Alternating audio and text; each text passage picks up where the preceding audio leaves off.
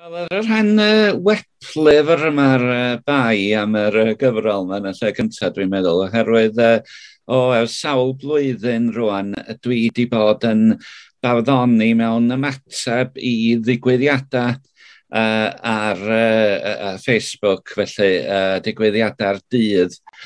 Ac o'n i'n sylwi, hynny yw, mae nifer ohonyn nhw wedi cynnwys yn cyfrol flaenorol meirioli, ac mi oedd hynny wedi cario ymlaen, felly o'n i'n meddwl, wel, wrth i ni fynd i fewn i gyfnod gwireddu Brexit, os di hynna ddim yn air rhy gadarnhaol, ac wedyn, wrth gwrs, cael yn taro gan y Phla yma.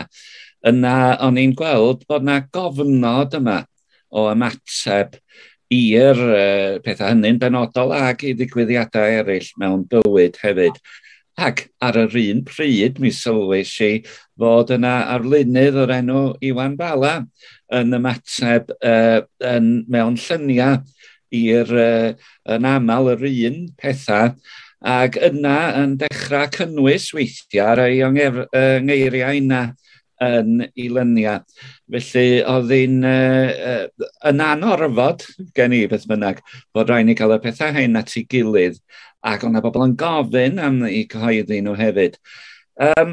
Mae'n gyfrol ddwyieithog am ddau reswm, dwi'n meddwl, oherwydd bod gen i ffrindiau ar y gweplyfr ledled y byd, ac wrth gwrs mae'r mwyafrif llethol, os ydych chi'n cyfri nhw, yn ddi-Gymraeg. Mi o'n i wedi bod yn dechrau cyhoeddi pethau nid o reidrwydd yn ddwyieithog yn yr ystyr bod un yn cyfieithu'r llall, ond yn ymateb yn Gymraeg a Saesneg, ac weithiau'n Lladin, ond dwi'n yn y feistr ar hynny, i ddigwyddiadau. Felly mi oedden nhw ar gael yn y ddwy iaith. A'r rheswm arall ydy, o dwi'n teimlo'n gry iawn bod ni fel petai ni yn byw mewn dau fyd yma yng Nghymru.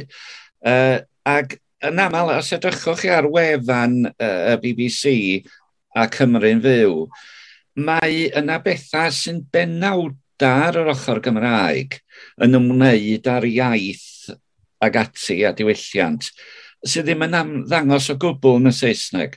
Felly mae yna bobl yn byw i bywydau heb wybod beth sy'n digwydd yn y byd Cymraeg. Ac oedd hyn yn ffordd fach o agor y drws iddyn nhw hefyd, ar be oedd yn poeni ni, be oedden ni yn herio ni ac yn calonogi ni weithiau yn y byd Cymraeg.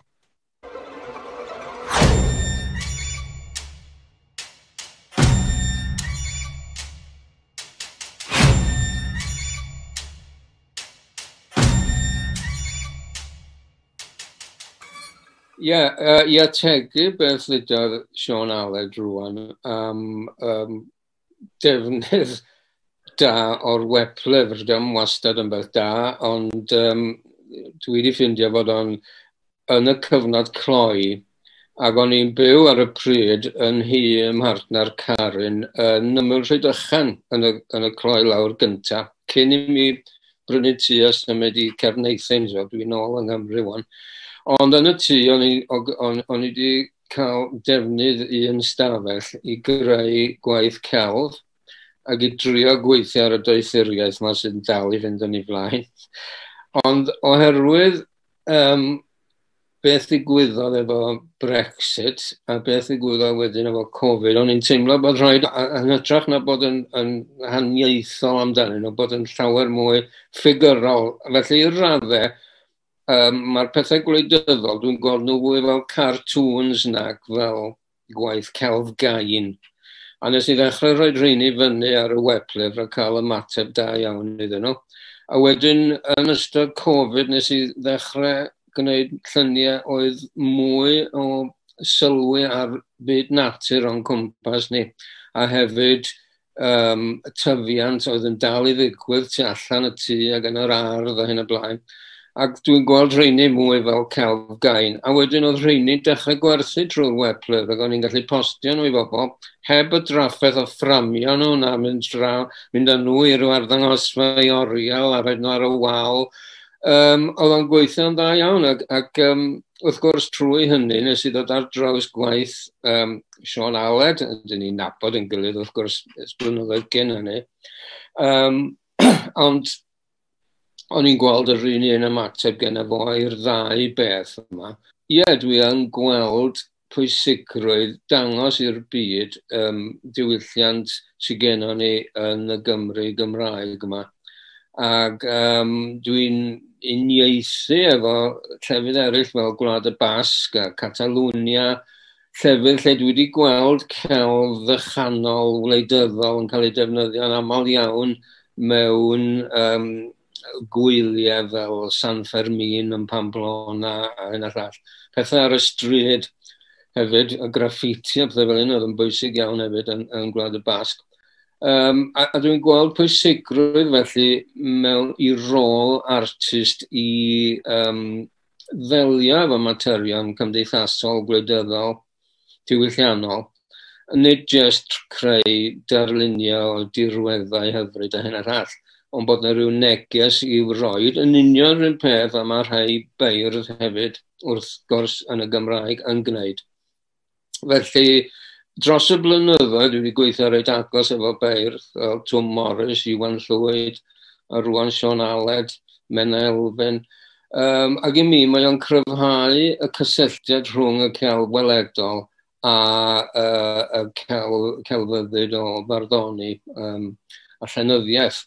Felly, ie, mae rhannu'r neges yma yn ryngwladol yn beth pwysig i mi, ac wrth gwrs, fel dydodd Siôn, mae llawer iawn o'n nghyfeillion i ar y weblyfr yn ddi-Gymraeg, ac mae'r neges yn mynd allan atyn nhw, ac o'n isio deud y pethau yma am nid jyst y ddau Bla, ond hefyd Trump, a mae rhai o'r lluniau ni'n ymddangos yn y llef.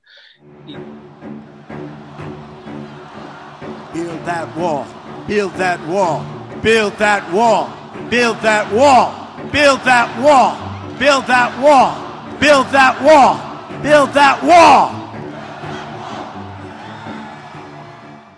Mae'n amlwg fod Brexit, wrth gwrs, wedi effeithio ac yn effeithio ar fywydau unigol yn arbennig, wrth gwrs, y bobl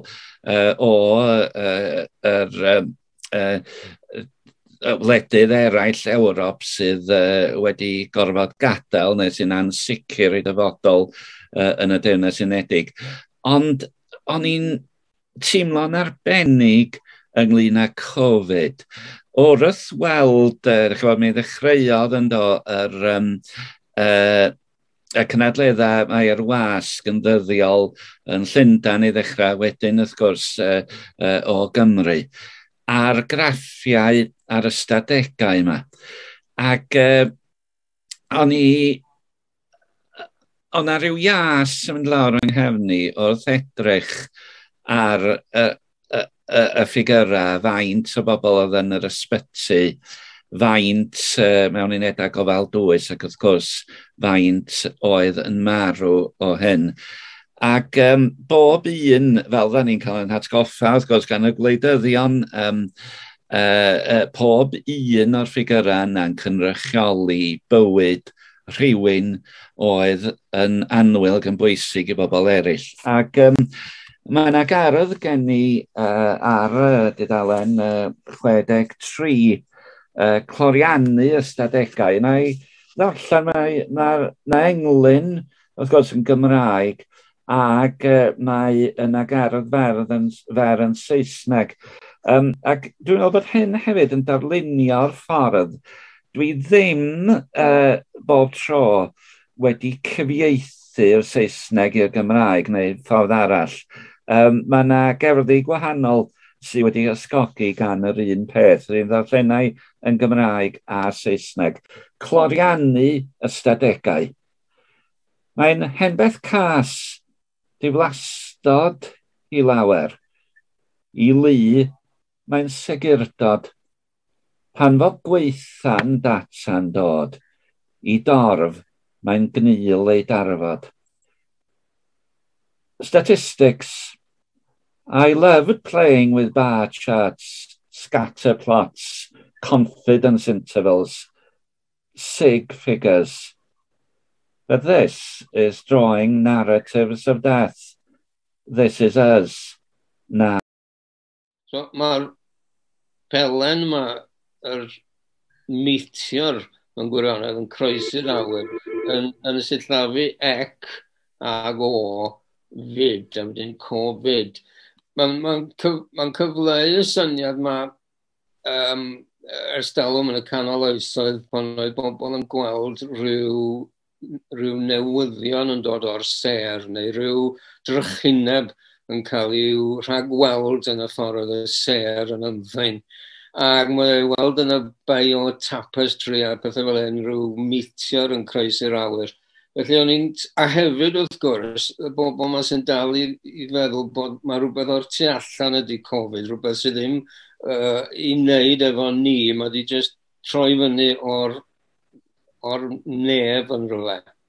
Ac wrth gwrs, cysylltu Covid efo popeth arall dyn ni wedi wneud I niweidio'r blaned yma. Y ffordd mae'r ffordd dyn ni'n ffyrmio anifeiliaid ac yn enwedig bosib iawn beth yn digwydd yn China, ffordd o'n nhw'n bita anifeiliaid gwyllt, a ffordd mae hwnny wedyn yn gadael yr viruses yma fewn i'r system ni ac I bob beth.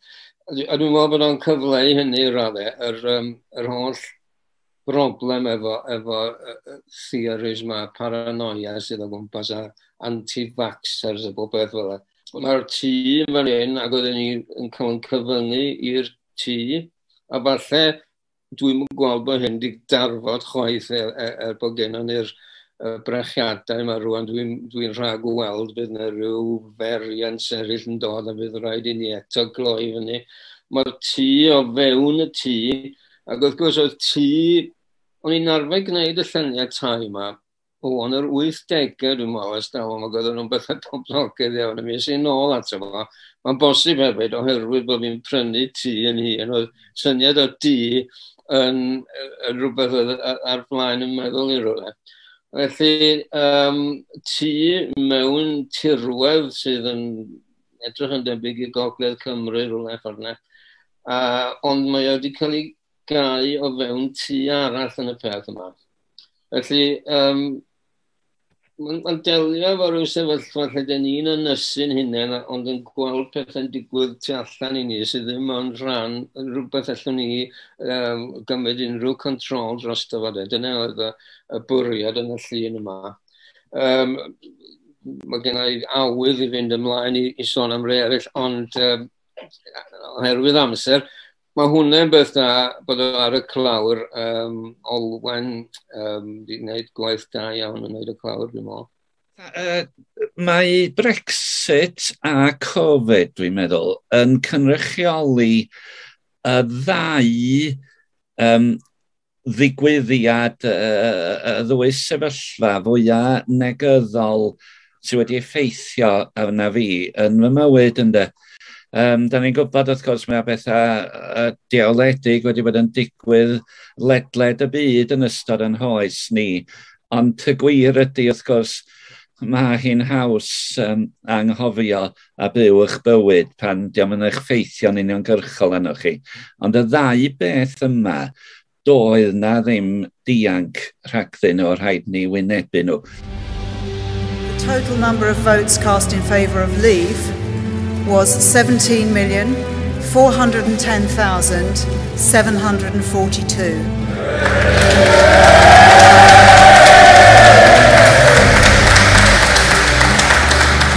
Take back control of our borders. I don't think there's enough room here for all these people that's coming to this country now.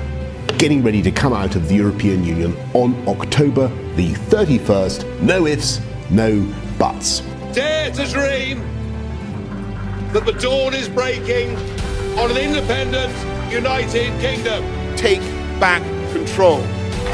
Let June the 23rd go down in our history as our Independence Day.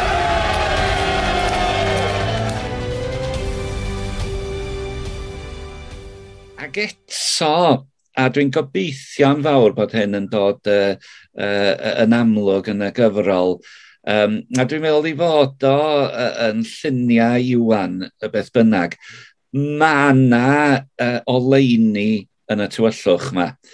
Ac mae'n hen ystrydeb erbyn hyn dydy bod ydych chi'n gweld y gorau mewn pobl yr adegau gweitha.